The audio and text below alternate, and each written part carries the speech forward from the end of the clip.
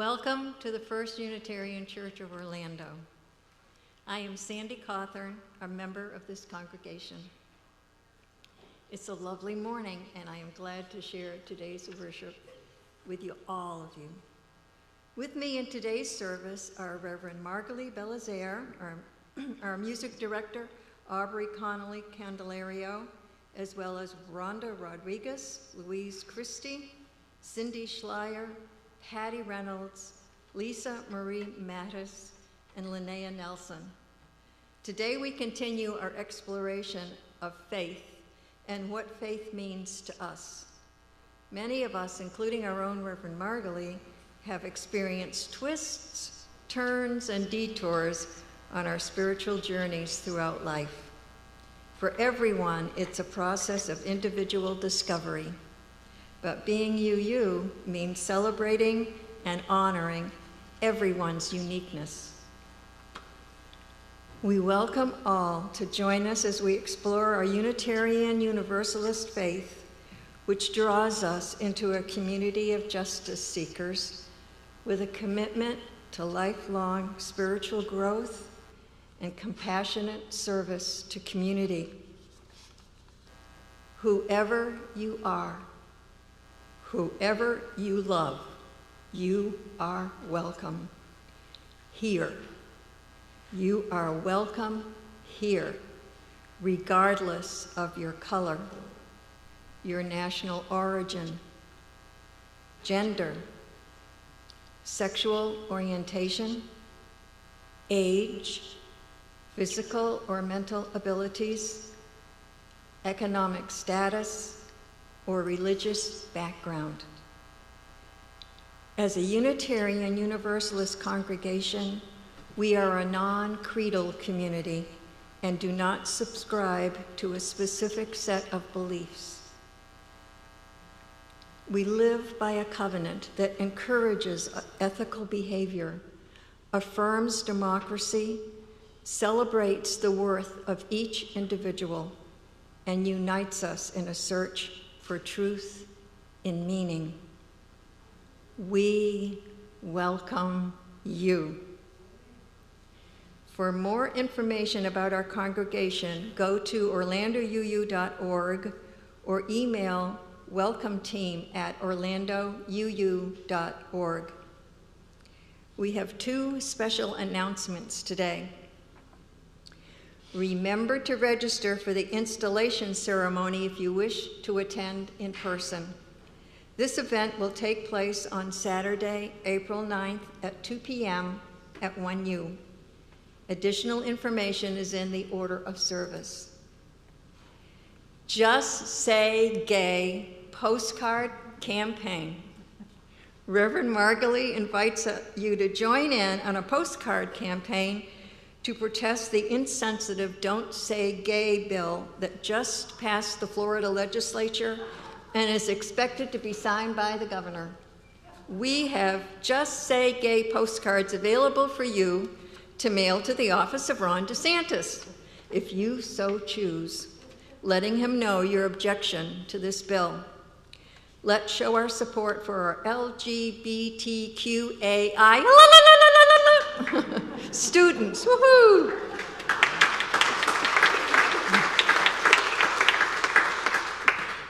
Announcements are on slides before and after the service.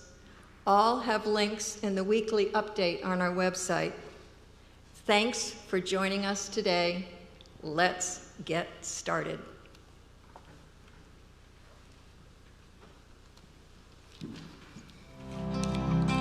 The General Assembly Chalice traditionally travels among various congregations in the region where the annual event is being held. The local area task force coordinates the transfer of the Chalice along with a personal invitation to attend GA. This year, the circle widens as the Chalice travels digitally to congregations everywhere. So the Chalice has made its way digitally to us today, along with an invitation from the local area task force.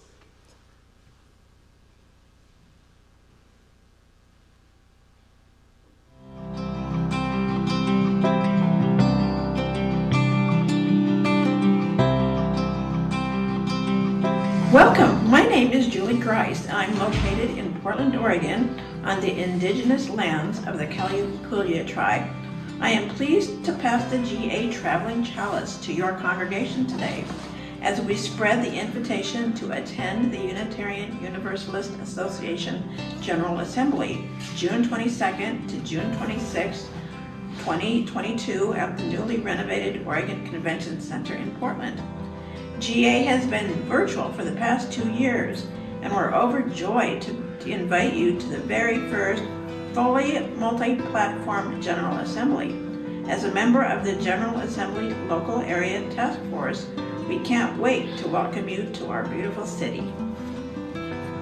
We light this chalice flame this morning as a reminder of this beacon of hope, and as a call for you to join us at General Assembly, June 2022, here in Portland. That oneness also comes from gathering together for bonding as a radical faith community. At GA, you can expect to make new, lifelong friends. Your name badge, with its colorful attachments, is a useful conversation starter. Other ways to meet are through attending workshops where people of similar interests come together. These are offered by ministers, lay leaders, social action groups, identity-based groups, and more. Or you can host and share meals with out-of-towners, or be a guest and share the newcomer experience. More than 750 congregations come together, making GA a truly unforgettable experience. See you at GA in June.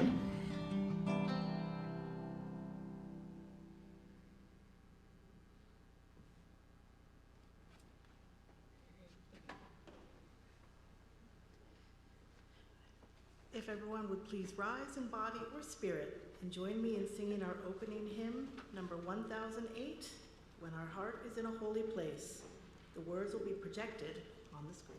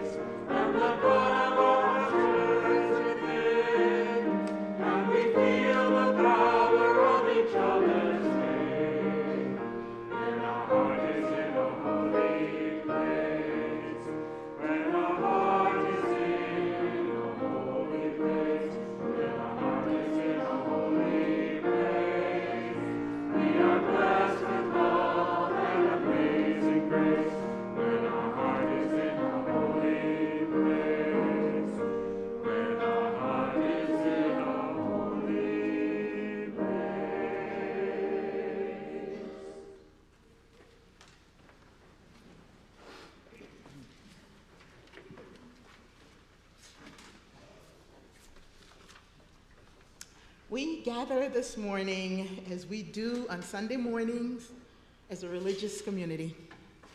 Our generosity campaign continues as we once again commit to this faith through our financial contributions. This is important as the world continues to need our life-saving message of hope and inclusivity, our affirmation of justice, equity, and compassion, and human relations. So I invite us to continue to be mindful of the importance of what UU offers to the world and why we must support it. Though unintended, I suppose today's sermon is my testimony as to why I support Unitarian Universalism. May my story resonate with you at some level. So, I call us to worship with the words of John Saxon, "Listen, the Spirit is calling." Listen. Can you hear it? The Spirit is calling. It calls us in the silence and through the noise and busyness of our daily lives. It calls us in the brightness of the day and the darkness of the night, in times of hope and despair. Listen, can you hear it? The Spirit is calling. It doesn't matter what you call it, for it has no name and has many different names.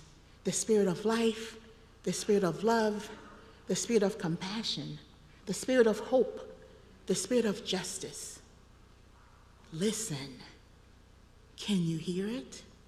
The Spirit is calling. It's calling you and me. It's calling us to greater wholeness, greater connection, greater service, greater love. It's calling us to heal the brokenness within ourselves and others and in the world. It's calling us to live more deeply. It's calling us to beauty. It's calling us to laugh and dance and sing. It's calling us to live through life's pain and sorrow. It's calling us to live courageously and kindly, to speak our love and truth, and to bend the moral arc of the universe toward justice. Life is calling us into community. It's calling us into the greater life of all. Listen. Can you hear it? The Spirit is calling. So, come, let us worship together.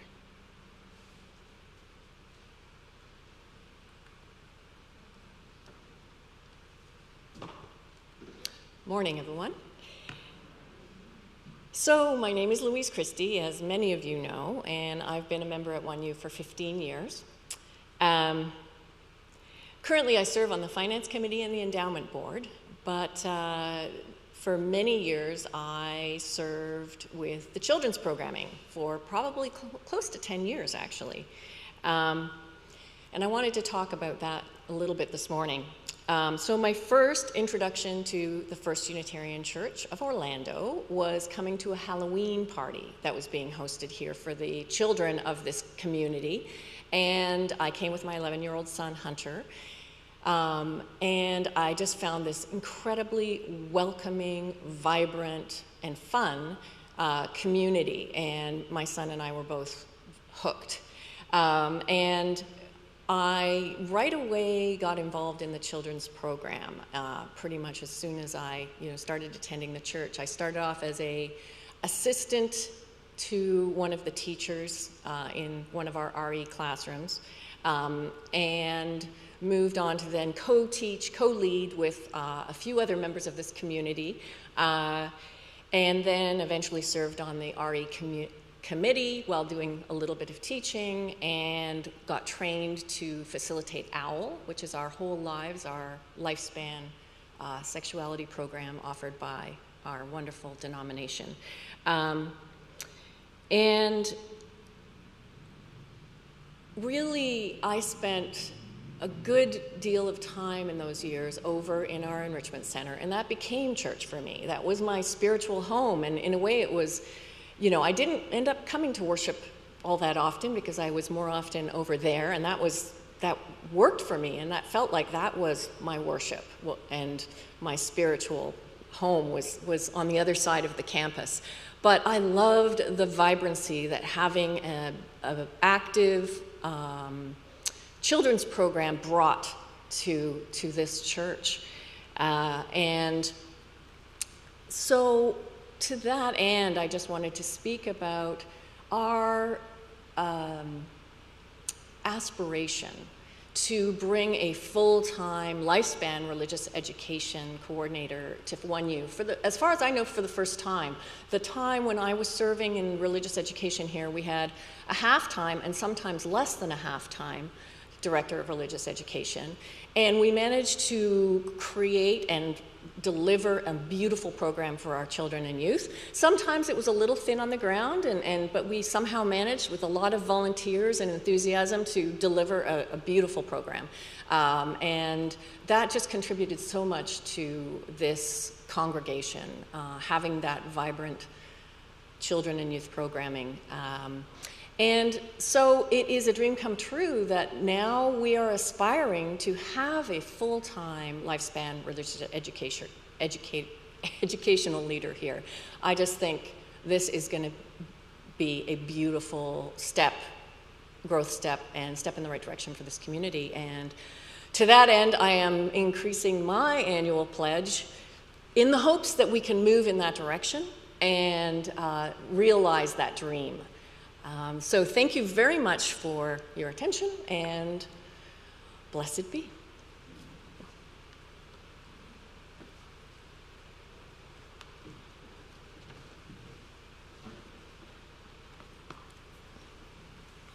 Good morning.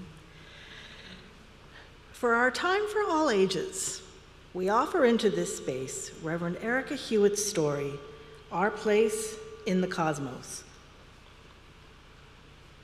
Keep watching the screen for graphics to go with today's story. Our Place in the Cosmos by Reverend Erica Hewitt. We humans have always looked up at the stars, wondered about them, and even told stories about them. During the many thousands of years that human beings have been looking up at the stars, we've changed our understanding of what the universe looks like and how it works. More than 500 years ago, a man named Nicholas Copernicus was born in Poland. He watched the stars and planets and used his observations to come up with a pretty unique and upsetting idea. In his day, most people thought that the Earth was at the center of the universe. They also thought that the stars were little holes in a glass ball around the Earth. Copernicus thought, what if the universe doesn't move around the Earth? What if the Earth is actually a planet circling the sun? He wrote a book about this idea, which wasn't popular. If he hadn't died soon after, it's possible he would have been put in jail. Today, we know that Copernicus was right. Our planet Earth circles the sun, which is a star.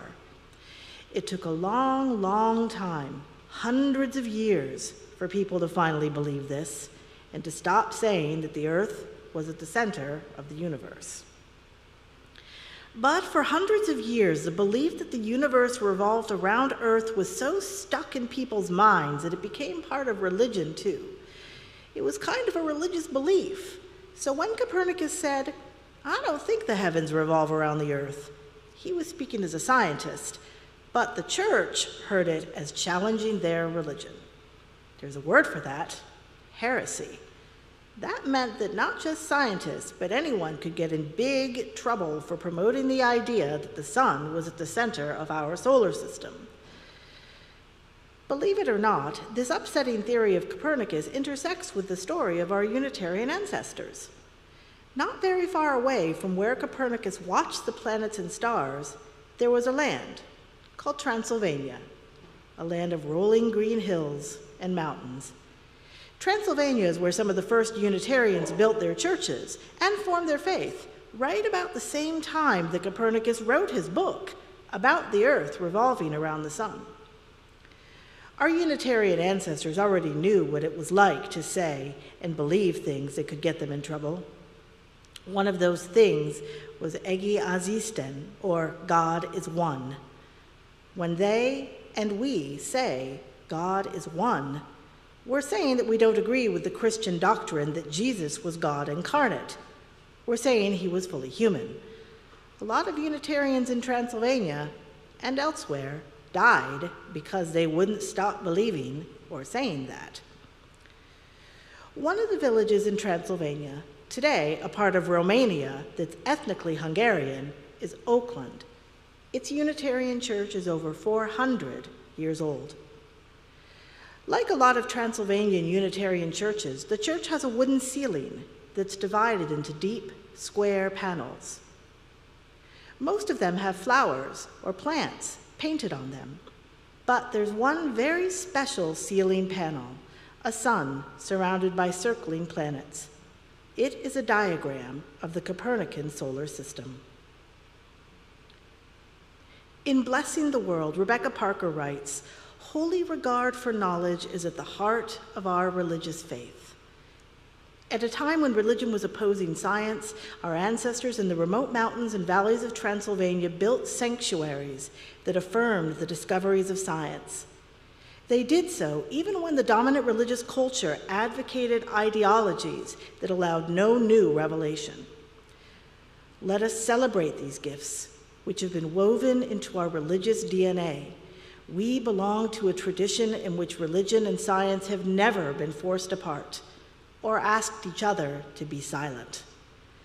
We, as a people, encourage one another to explore and discover, to ask questions, and declare that revelation is not sealed and will never be sealed, and to freely follow the call, whatever its source, that connects us most deeply to the world inside of us and to the universe around us.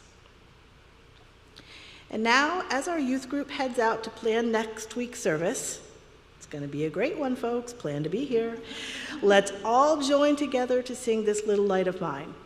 At this time, if we have any younger children who would like to burn off some extra energy playing outside, Joan and August, today's child care volunteers, are standing by at the back of the sanctuary.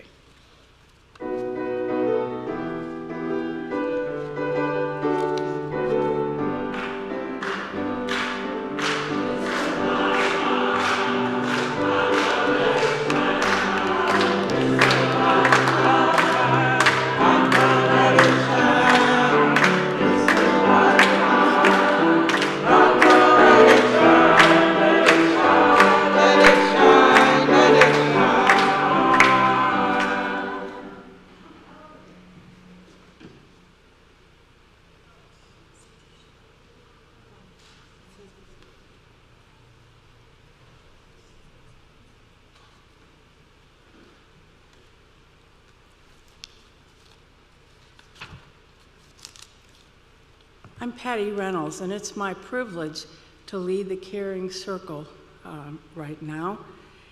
And the Caring Circle is a group of 15 to 20 people, wonderful people, who really are here for all of us. We're here for all of us in times of joys, in times of sorrows, and we provide cards, meal trains, meals, during emergencies or in times of need. The monthly contact this month is Cindy Schleier. And with pastoral associates and our wonderful minister, well, many people, all of us really, we truly care.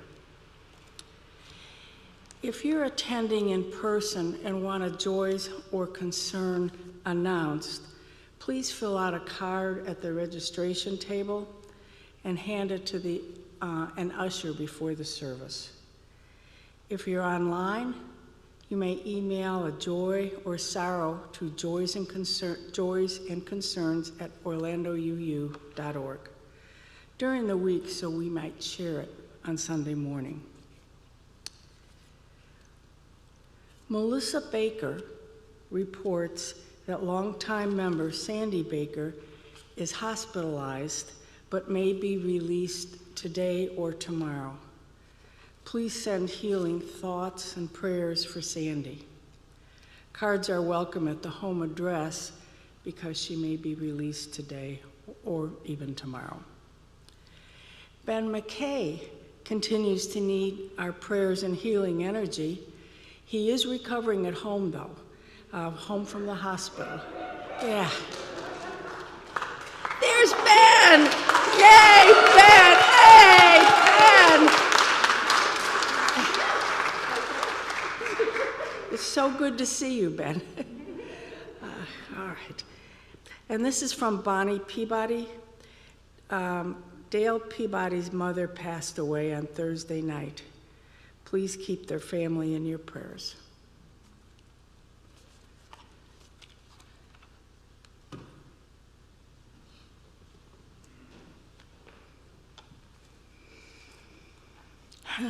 Bring all of your joys as we come together. Come as you are. Your whole self is welcome here in this sacred space that we are creating together. Continued prayers for the people of Ukraine and all people dealing with war today, and for all the refugees of the world. Prayers and compassion for those impacted by the recent storms in the U.S. And also, I know that Gabby so kindly put this information in here for me, but I printed this beforehand, but the child who at Disney during the week,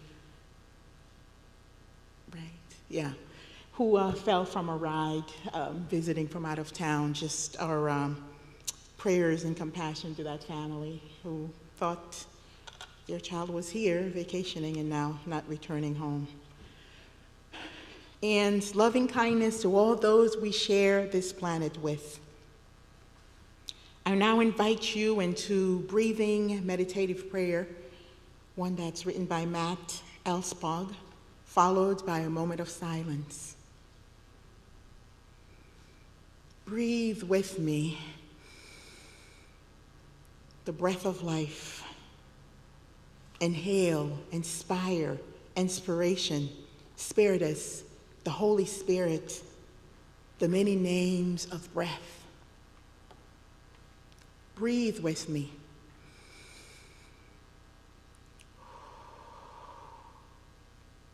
Know that each breath we take in molecules of air that we breathe by every person that ever lived. Breathe with me.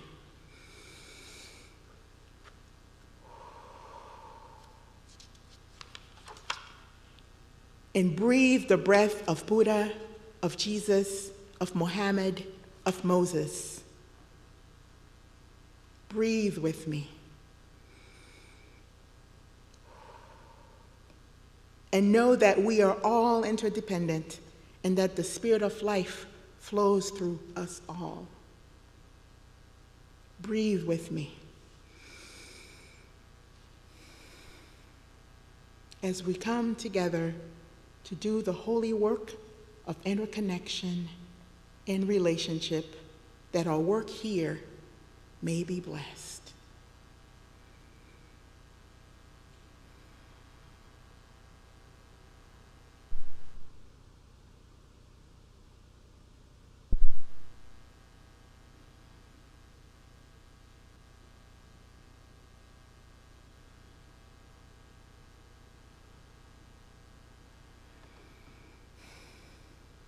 May it be so.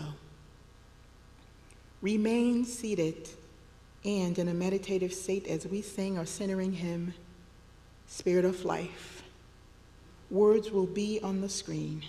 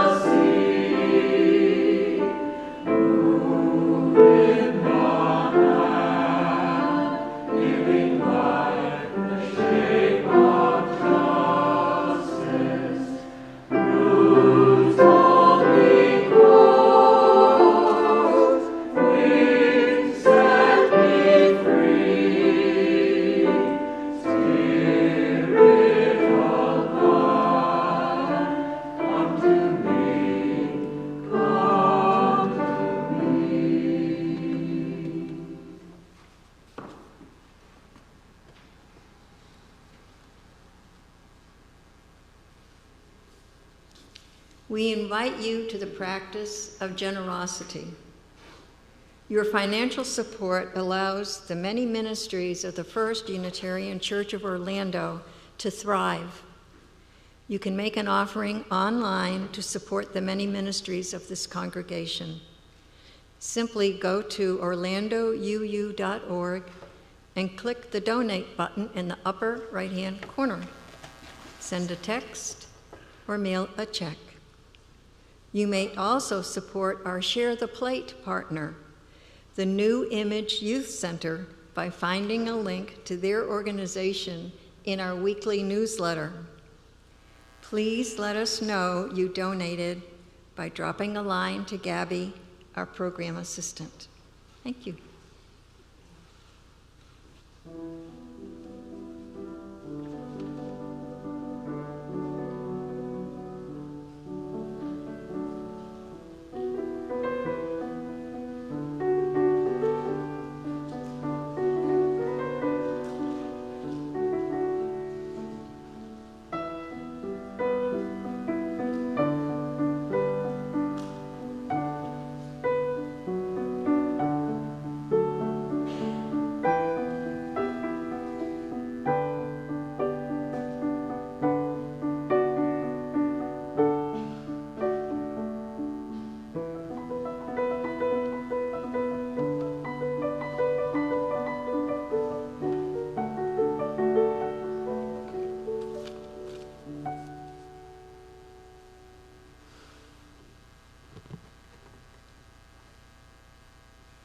My name is Lisa Marie Matjas Steinmeier, and my title of my poem is We Honor the Light. On this day when the dawn aflame with flower and the fawn with fragile wonder finds the newness in her legs, when the dew of birth and blossom breathes anew in fragrance and in flight, we honor the light. Through gossamer petals and translucent sprouts glowing within you and flowing without, we honor the light. Of the stars who bore you, of the hope which soared through the resurrected night, we honor the light.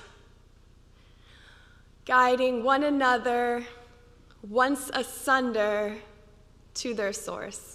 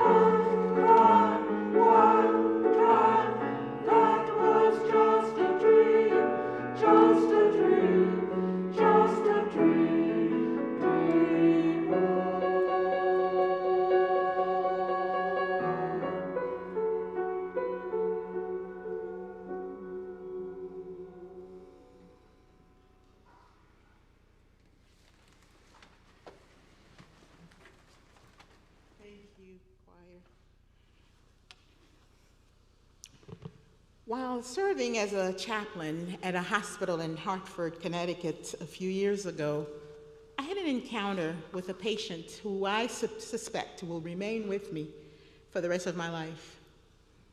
Anne seemed approachable enough when I entered the room, and I felt connected to her fairly quickly. She had a ready smile, and there was a calmness about her. We got into a deep conversation rather fast when I asked her how she was dealing with being in the hospital. From reading her chart, I knew that she had been dealing with breast cancer for quite a while, and her current admission was the result of an adverse reaction to a medication. She replied to my inquiry about her well-being by saying, "Oh, I'm okay. It is what it is."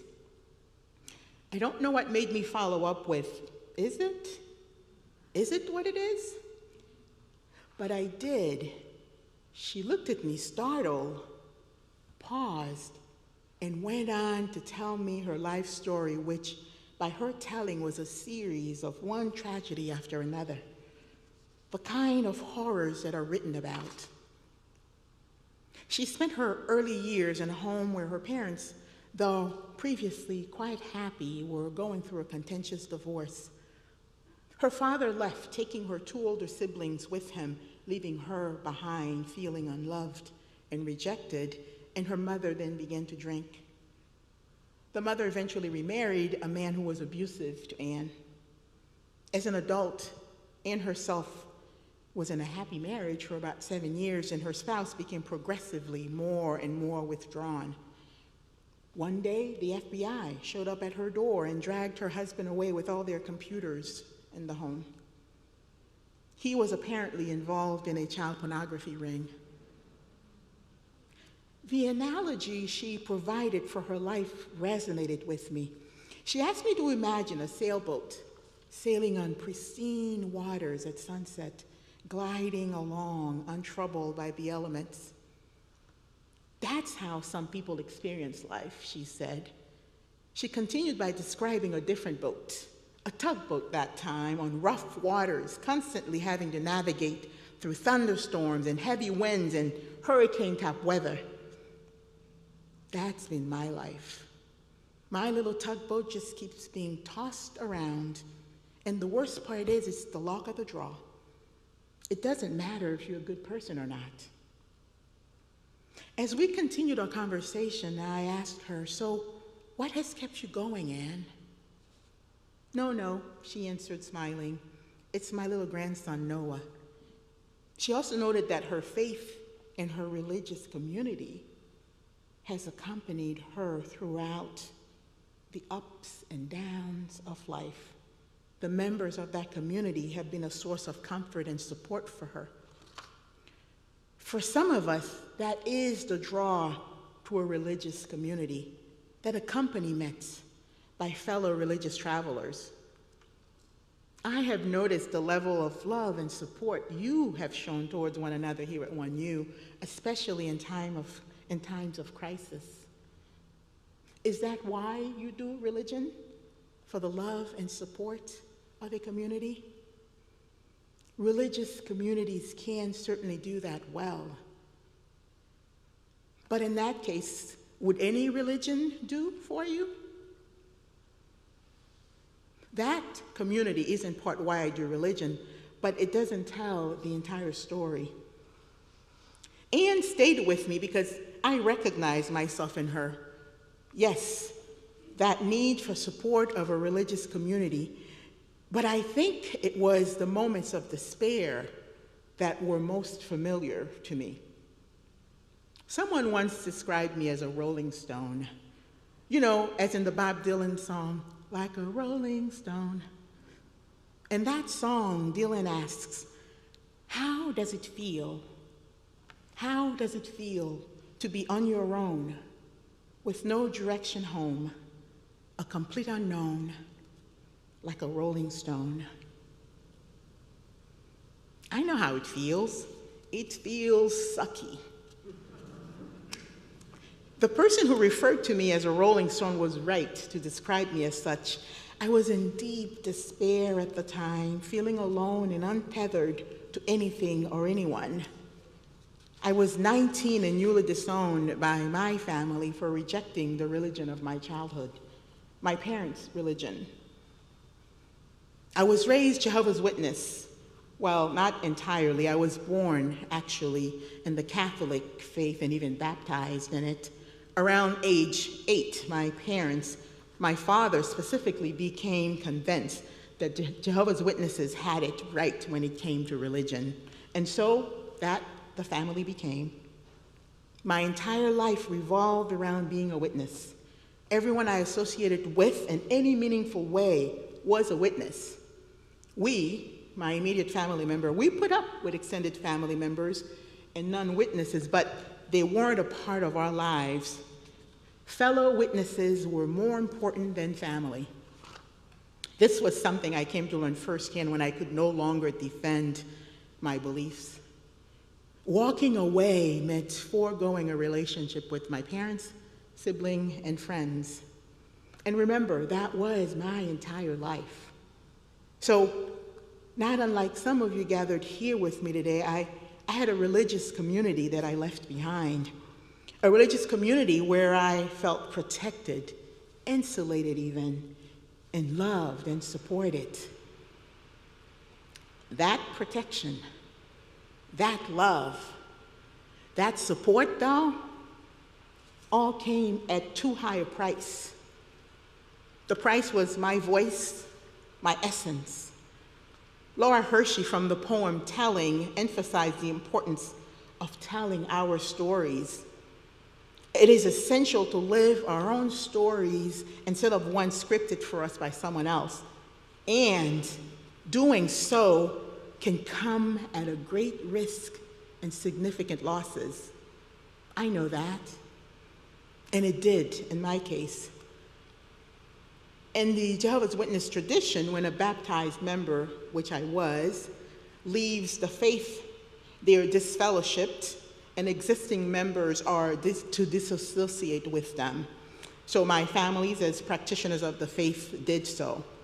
Imagine waking up one day and suddenly, without preparation, at 19, to find yourself completely alone in a world without friends or family. That was the situation I found myself in as a teenager.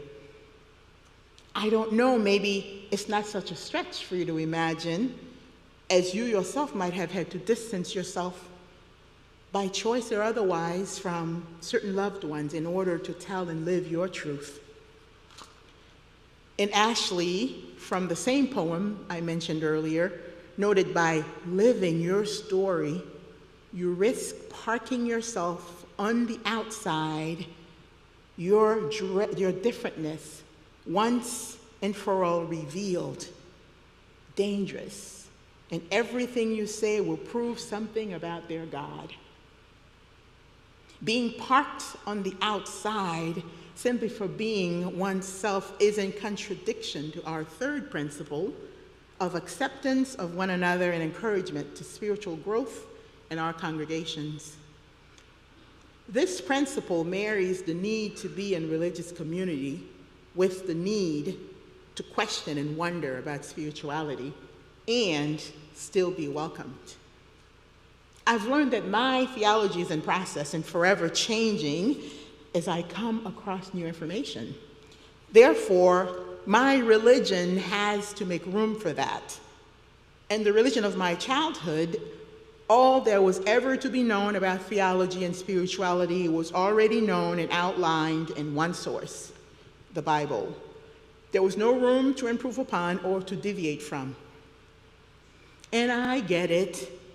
That certainty must be a part of the religious experience of some practitioners.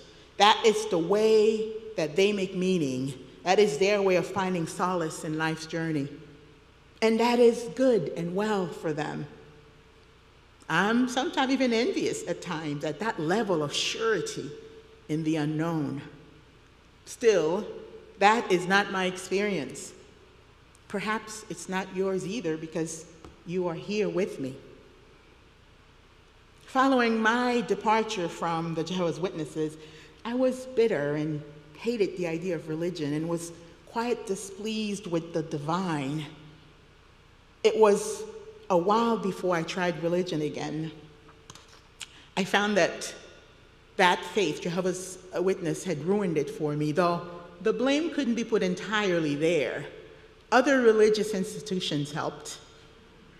Maybe it was the denominations I frequented, but it was impressed upon me in those spaces that wondering, questioning, anything related to the divine was close to blasphemy. No room for exploring, as these were things set in stones, not unlike the Christian 10 Commandments. Consequently, I needed to leave a part of myself at the door before entering those spaces. And I learned a lot visiting different traditions. It seems, without knowing it, I was practicing our fourth principle of a free and responsible search for truth and meaning. I was on a mission to find a religious community where I could freely investigate things of a spiritual nature and still feel a sense of belonging. And these little excursions never lasted, as my needs were never met. Pretending can be crushing to the spirit. So eventually, and for quite a long time, I stopped searching for a religious home completely. I figured I'd have to settle for spirituality.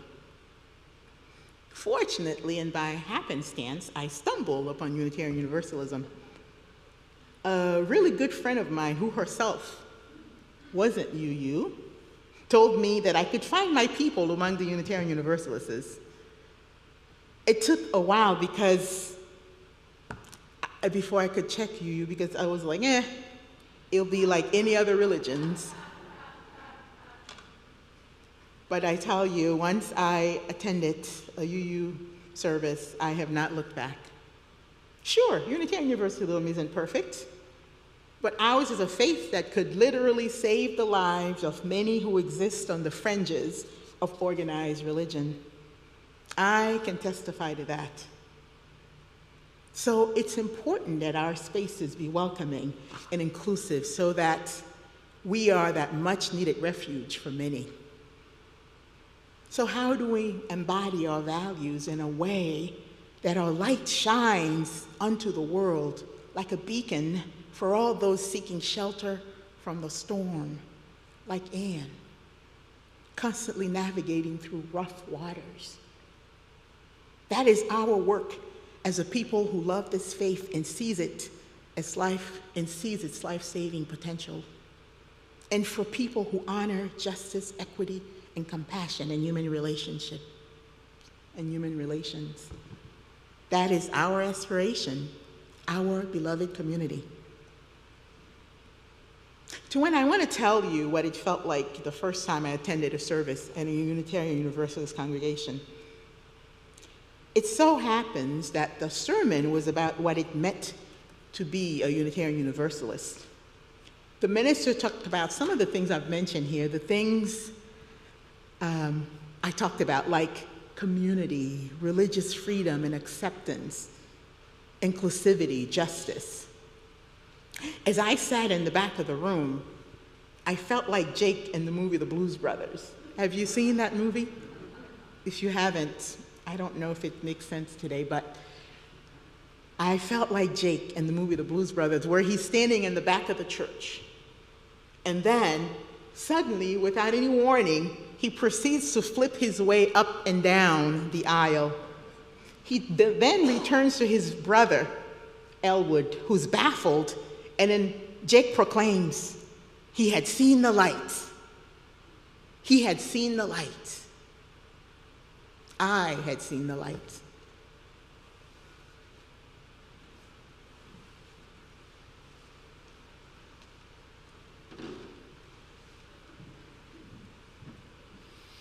Thank you, Reverend Margalie, for sharing your story.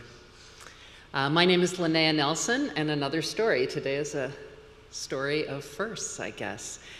Ted and I came to 1U about 4 years ago, and our first visit was the weekend that you were celebrating a capital campaign with a shiny Gore Hall, a beautiful nursery.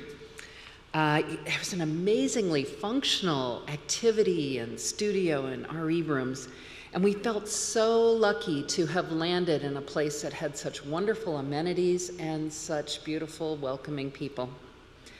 And now the infrastructure of this sanctuary is complete, and the 1U Justice Council is moving forward. Our leadership team is active, and our new minister is leading us in spiritual growth. So we can rest on our laurels, be proud that we are living out our UU values in a space that supports this work. Yes? No. Something so core to this congregational life is missing. Where are all the families of Orlando?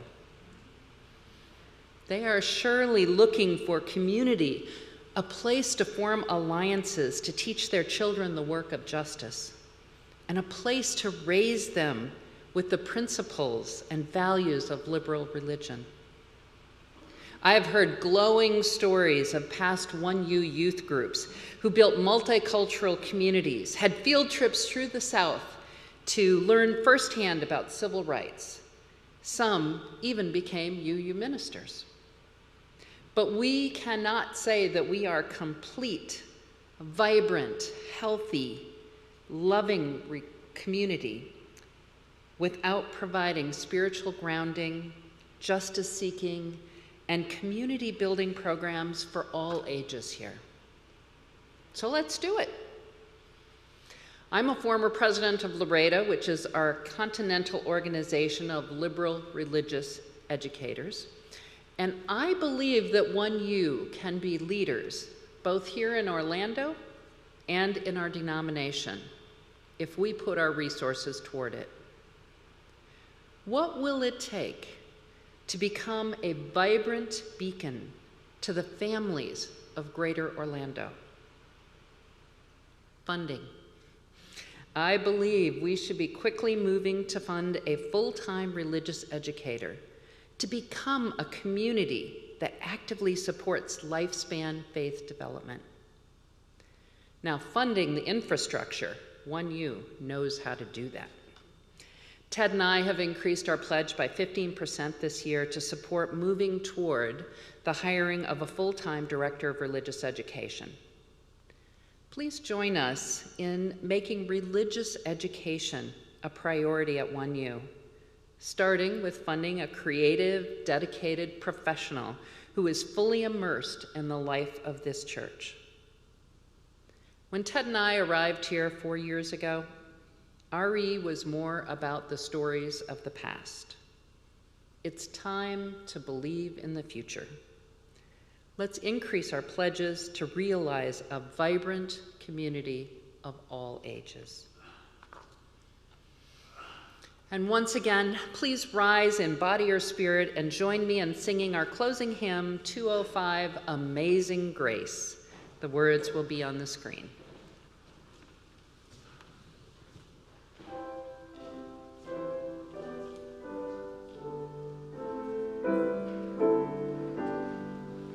Oh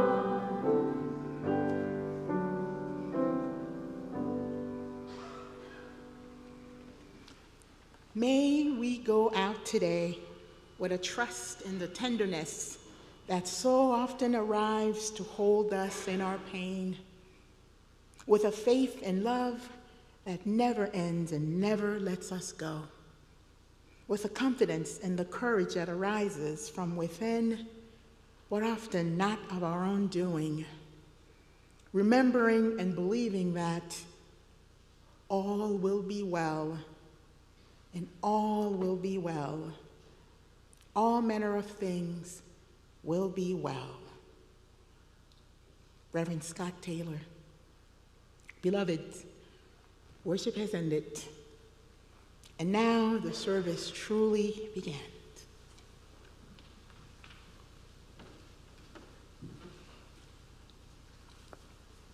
Please join us in our words as we extinguish the chalice.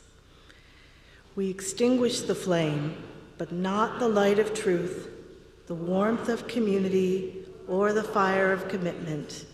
These we carry in our hearts until we are together again.